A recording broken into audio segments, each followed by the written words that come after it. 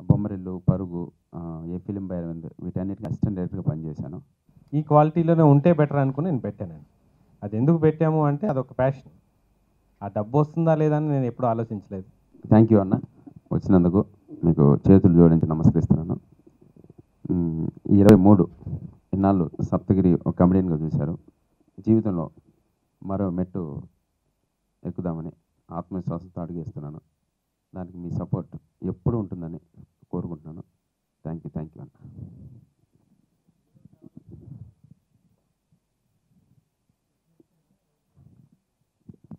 అన్న నేను యాక్చువల్గా నేను ఇండస్ట్రీకి డైరెక్టర్ అవుదామని వచ్చాను. సిన్సియర్గా ఒక 7 years అసిస్టెంట్ డైరెక్టర్గా పనిచేశాను. బొమ్మరిల్లు, పరుగు, ఏ ఫిలిం బై అరవింద్ వీటన్నిటికి అసిస్టెంట్ డైరెక్టర్గా పనిచేశాను. సో నేను హైదరాబాద్ సినిమా పరిశ్రమకి వచ్చిన ఉద్దేశం అయితే మాత్రం నేను డైరెక్టర్ అవుదామని. బట్ అనుకోకుండా ఒక స్వీట్ యాక్సిడెంట్ కమెడియన్ చేశారు నన్ను. నా బాడీ లాంగ్వేజ్, నా మాట తీరు ఇవన్నీ చూసి చాలా కామిక్గా ఉందని బొమ్మరిల్లు భాస్కర్ గారు నన్ను పరుగు సినిమాలో ఒక చిన్న క్యారెక్టర్ చేయించారు. ఆ సినిమా పెద్ద హిట్ అవడంతో, ఏదో వాళ్ళకున్న సెంటిమెంట్ ప్రకారం బొమ్మరిల్లు సినిమా హిట్ అవడంతో పరుగు సినిమాలో ఫుల్ లెంత్ క్యారెక్టర్ చేయించారు. అది కూడా హిట్ అవడంతో నాకు మంచి పేరు వచ్చింది. సో దాంతో ఆ తర్వాత కంటిన్యూస్గా చిన్న గ్యాప్లో చిన్న క్యారెక్టర్లు చేస్తూ వచ్చాను. ఆ కమెడియన్గా నేను సక్సెస్ అవుతున్న ఆ వేలోనే అనుకోకుండా ఇంకో బిగ్ బ్రేక్ దొరికింది. ఆ సినిమా ప్రేమ కథా చిత్రం. దాని నుంచి చాలా బిజీ అయ్యాను. సో ఈ వేలోనే కొంచెం అసిస్టెంట్ డైరెక్టర్గా తగ్గించడం, అటు ఇటు బిజీ అయిపోవడం వల్ల దానికి కొంచెం దూరం అయ్యాను. బట్ ఈ కమెడియన్గా చేస్తూ అంటే నేను ఆర్టిస్ట్ అవుదామనే మాత్రం ఇండస్ట్రీకి రాలేదు.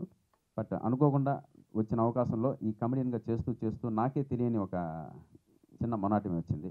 సో ఎలాగో చేస్తున్నాం, మిగిలిన కూడా నేను చేయగలను అనే ఒక నమ్మకం నాకు మనసులో 100% ఉండేది. అంటే మీన్స్ కామెడీ కాకుండా ఈవెన్ సెంటిమెంట్ కానీ, ఎమోషన్ కానీ, అండ్ డ్యాన్సులు కానీ ఇవన్నీ కూడా చేయగలనని నమ్మకంతో, ఒక ఆత్మవిశ్వాసంతో ఆ కమెడియన్ జాబ్ కొద్దిగా బోర్ కొట్టి ఇటు సైడ్ వచ్చాను. సో నాకు కావాల్సిన కథ ఒకటి ఎంచుకున్నాను. ఈ దారిలో మీ ముందుకు వచ్చాను. లేదన్నా 100% ఇప్పుడు కమెడియన్గా కూడా మంచి సినిమాలు చేస్తున్నాను. కళ్యాణ్ కృష్ణ గారి డైరెక్షన్లో, సోగ్గాడి చిన్న డైరెక్టర్ డైరెక్షన్లో అన్నపూర్ణ స్టూడియోస్ ఒక ఫుల్ లెంత్ కామెడీ రోల్ చేస్తున్నాను. నెక్స్ట్ సర్వానంద్ సినిమాలో కూడా మంచి ఫుల్ లెంత్ రోల్ చేస్తున్నాను అన్న.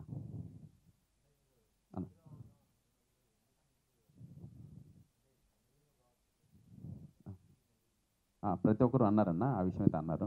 కమెడియన్గా బాగుంది, కమెడియన్గా జాబ్ కూడా బాగా నిండుతుంది, ఈ పొజిషన్లో ఎందుకు ఇలా చేస్తున్నామని అందరూ అడిగారు.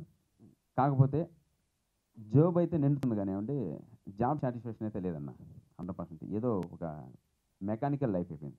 ఎక్కడికి వెళ్ళినా ఒకటే యాక్టింగ్ చేస్తున్నాను. అది నాకు ఆ విషయం తెలుసు. ఎందుకంటే నాకు ఆర్టిస్ట్గా నాకు అనుభవం లేదు, నాకు వచ్చేది అదే, దాంతోనే సక్సెస్ అయ్యాను. బట్ రోజు లేచిన కొద్దీ అదే చేస్తున్నాను, నాకు అదే బోర్ కొడుతుంది.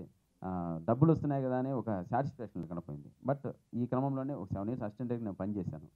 సో ఆ ఆశతోనే మిగిలిన కూడా చేయగలను, మిమ్మల్ని మెప్పించగలను ఒక నమ్మకంతో దిగాను. సార్ అవును సార్. అసలు సార్ ఈ మూవీనా టోటల్ ఈ మూవీనే సార్. దాదాపు 8 months నుంచి ఈ సినిమా పైన వర్క్ చేస్తున్నామన్నా.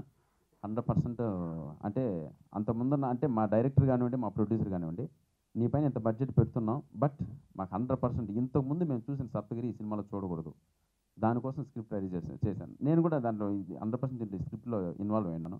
నేను ఏం చూపించుకోగలను, నేను ఏం దీంట్లో యాక్ట్ చేయగలను, నేను ఏ విధంగా మిమ్మల్ని మెప్పించగలను, దానికోసం ఒక 3-4 months వర్క్ చేశానన్న. వర్క్ చేసి ఒక స్టోరీ స్ట్రక్చర్ వేసుకొని ఆ తర్వాత నేను ప్రొడ్యూసర్ మీట్ అయ్యి డైరెక్టర్ సెలెక్ట్ చేసుకున్నాను. బట్ ఇప్పటికీ అంటే అప్పుడు కమెడియన్, ఇప్పుడు కూడా ఈ సినిమాలు కూడా కమెడియన్గా కనపడతాను. జర్నీ అంటే చాలా హార్డ్ వర్క్ చేశాను. ఇంకా మీ సపోర్ట్ కావాలి. రిలీజ్ డే ముందు ఎంత ఎగ్జైటెడ్గా ఉన్నారు? ఇప్పటికి కరెక్ట్గా 15 days అయిందన్న నిద్రపోయి. నో డౌట్ అందులో అసలు మైండ్ రేపటి పైన ఆధారపడింది.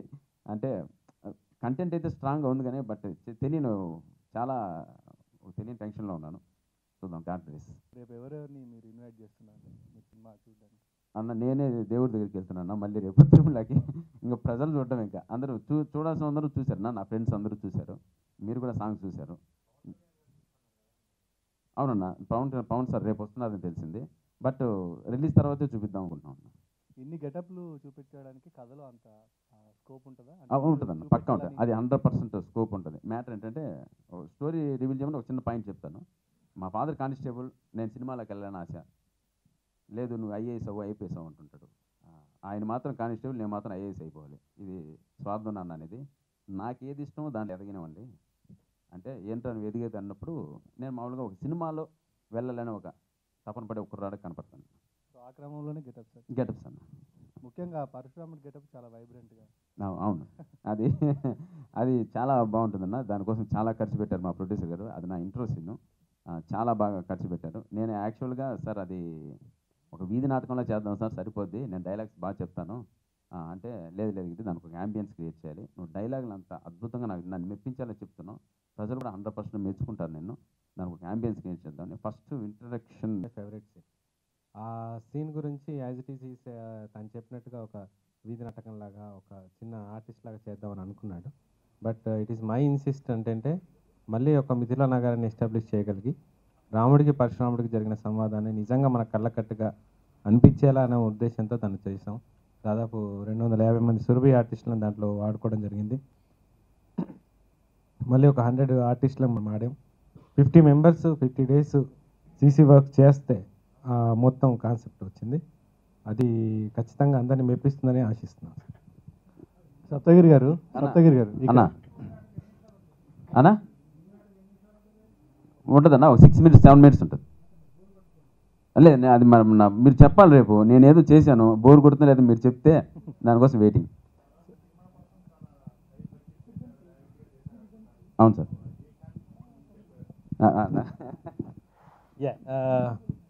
కాన్ఫిడెన్స్ అంటే సార్ మనకి ఎప్పటికైనా స్టోరీ మీద ఒకవేళ కాన్సెప్ట్ ఉన్నట్లయితే, స్టోరీ నిజంగా అంత స్ట్రాంగ్గా ఉందని మనం నమ్ముకున్నప్పుడు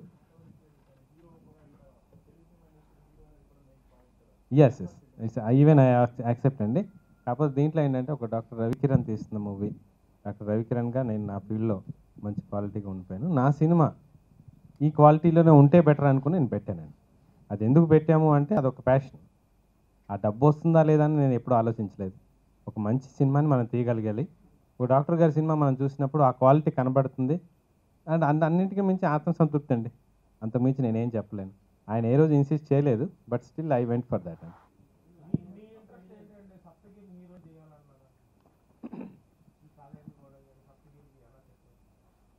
యాక్చువల్గా సప్తగిరి నా పేషెంట్, ఆయన ఆల్రెడీ చెప్పున్నాడు. ఆ పేషెంట్ నుంచి నాకు బెస్ట్ ఫ్రెండ్ అయ్యాడు. ఆ తర్వాత తను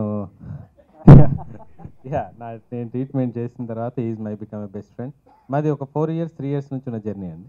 ఆయన చెప్పిన స్టోరీస్ కానీ ఆ కాన్సెప్ట్ తీసుకొచ్చినప్పుడు ఆ స్టోరీకి సప్తగిరి లాంటి పర్సనే ఆప్ట్ అవుతాడు.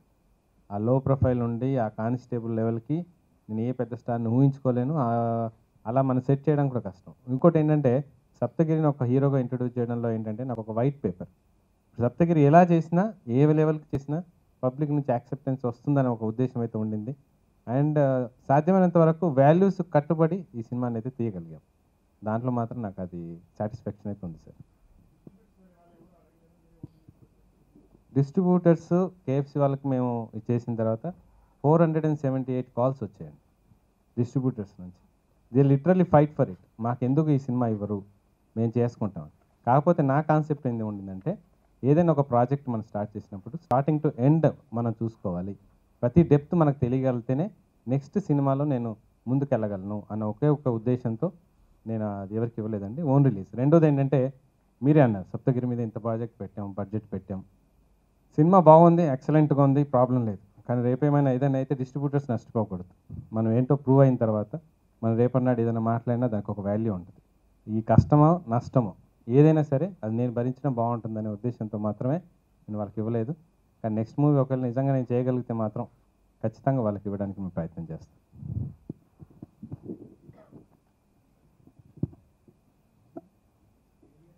ప్రశ్న 5 సినిమాస్ ఉన్నాయి, దంగల్ ఉంది, ధ్రువ కూడా ఎక్సలెంట్గా ఆడుతుంది. సో చాలా టఫ్గా ఉంది. We are fighting for it. First time కదా, ఇట్స్ ప్రీ జడ్జ్మెంట్ ఇచ్చినట్టు అవుతుంది. మీ వ్యూస్ని నేను కొంచెం వరకు ఇన్ఫ్లుయెన్స్ చేసినట్టు ఉంటుంది. ఫర్ దిస్ మీరే చెప్పాలి సార్. ఫర్ మీ ఈరోజు కూడా నా మొహంలో ఆ స్మైల్ ఉంది అంటే something wise is done it. దానికి జస్టిఫికేషన్ అయితే ఉండింది. అది నా సినిమా అయినా ఎవరైనా సరే నేను నమ్మే పాలసీ ఏంటంటే 59 రోజులు షూటింగ్ జరిగింది సార్. ఆయన షార్ట్స్లో జస్టిఫికేషన్ చేయకపోయినట్లయితే లేదా ఆ సాటిస్ఫాక్షన్ నాకు కనబడకపోయింటే ఆ 59 రోజులు రన్ అయ్యేది కాదు. అదేదో 30 డేస్లో 40 డేస్లో కట్ ఆఫ్ అయిపోయింది. ఎస్పెషల్లీ మాకు ఛాలెంజ్ ఎక్కడ వచ్చిందంటే సెంటిమెంట్ సీన్లో, ఎమోషనల్ సీన్స్లో సప్తగిరితో పలికించడం కొంచెం కష్టమైంది. రెండోది సాంగ్స్ దగ్గర ఆయన బాడీని మొత్తం వంచేసాం. 25 డేస్ ఆయన డ్యాన్స్ క్లాసెస్కి రెగ్యులర్గా వెళ్ళటం చేయటం, అది మళ్ళీ అక్కడున్న వింటర్కి తట్టుకొని ఫారిన్లో చేయటం అంటే అల్టిమేట్గా మనం ఆ రోజు సాంగ్స్ చూసాం. జస్టిఫై చేశాడు సార్ అని నేనైతే చెప్తున్నాను ఫర్ మై సైడ్. రేపు మీరు చూసి చెప్తే then I'm a happier person.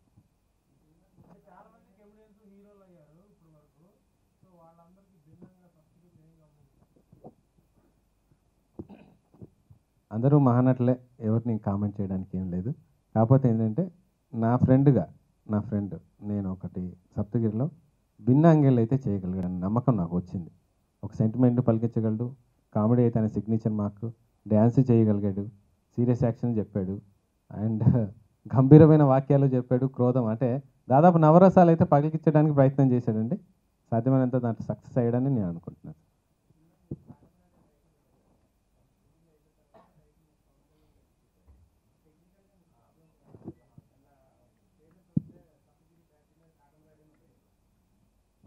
అది డెఫినెట్లీ 80% మూవీ అయిపోయింది. ఆ టైంలో మనం ఇచ్చాం. ఎంతవరకు మనం సాధ్యమైనంత వరకు సెట్ చేయగలం. కానీ అల్టిమేట్గా అంటే పవన్ కళ్యాణ్ గారు అంటే మాకందరికి అభిమానం. ఆయనంతటా అక్కడ నుంచి వచ్చిన proposal it's a very blessing for us. We given it. దాంట్లో ఏమాత్రం మాకు రిగ్రెట్ అయితే లేదండి. It's a happier thing. అంటే మనం ఇవ్వగలిగే ఆప్షన్ అవకాశం రావటమే ఎక్కువ. అలాంటి వచ్చిన దానికి we are very happy to give it. అది పెద్ద సమస్య కాదు.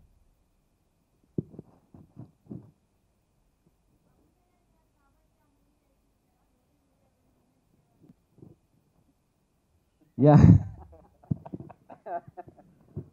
C as per my knowledge అండి, ఒకవేళ అడిగిన దాంట్లో జెన్యూనిటీ ఉంటే ఏ హీరో అయినా నేను ఇచ్చి ఉండేవాడిని. కాకపోతే ఏంటంటే సమ్ పార్షియాలిటీ పవన్ కళ్యాణ్ కాబట్టి కొంచెం ఎడ్జ్ అయితే ఉండేది. పని చేసిన ఆ కష్టం వృధా కాకూడదు. బట్ ఫ్యూచర్లో 100% డైరెక్షన్ అయితే ఉందని అది నేను నమ్ముతాను. థ్యాంక్ యూ అన్న. Hi, I'm Saloni Aswani. Please watch exclusive interviews and gossip on YouTube, India Glitz channel, and please subscribe to IG Telugu.